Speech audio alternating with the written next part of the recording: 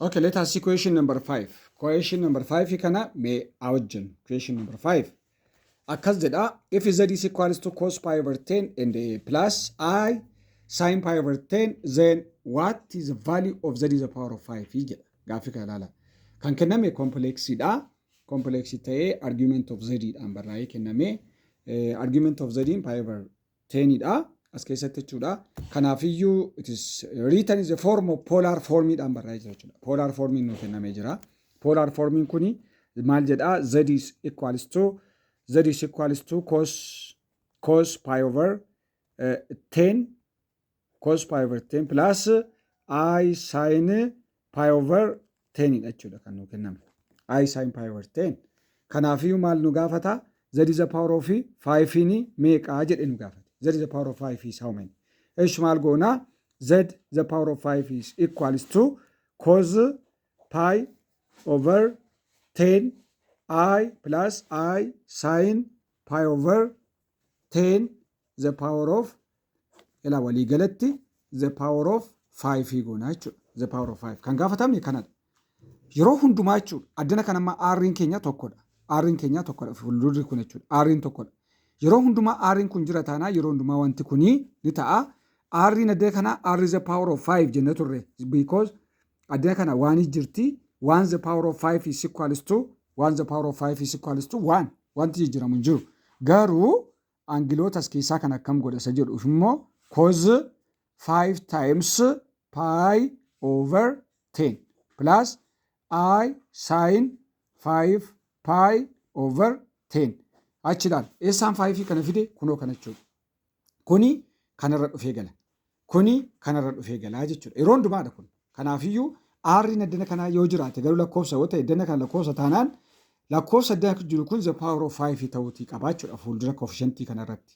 Akkas goonee hammattuu keenyaan qabannee addana kana lakkoofsi R jedhamu tokkoon dhufaa jechuudha iddoo tokko tokkotti hin jiraata.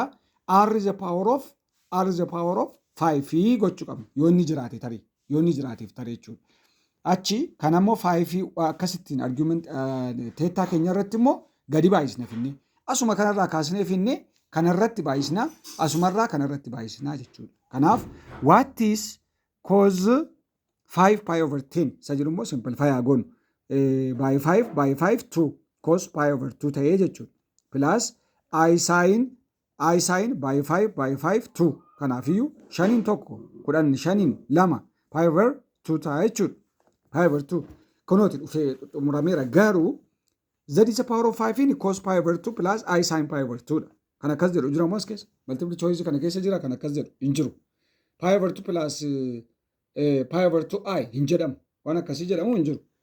Kanaan hin jiru jechuudha. Akkaataa taa'umsa kanaatiin hin jiru. Kanaafiyyuu deebisuu qabna. Gara inni barbaadetti deebisuu qabna. What is cos pi over 2? Cos 90 degree is equal to 0. Cos 90 degree 0. Sin cos 0 degree garuu tokkodha. Cos 0 degree tokko. Cos 90 degree immoo 0 dha. 0 plus I sin I times sin pi over 2. Sin pi over 2 jechuun immoo sin 90 degree dha which is equals to 1. Kanaafiyyuu kanaafuu maal goonaa? This is equals to 0 plus jedha. I times 1 jedha. I times 1 is I mata. 0 plus I immoo I mata. Kanaafiyyuu kunooti. Z is the power of 5 in keenya I dha jechuudha. I. Kanaafiyyuu deebii keessaa ilaallu.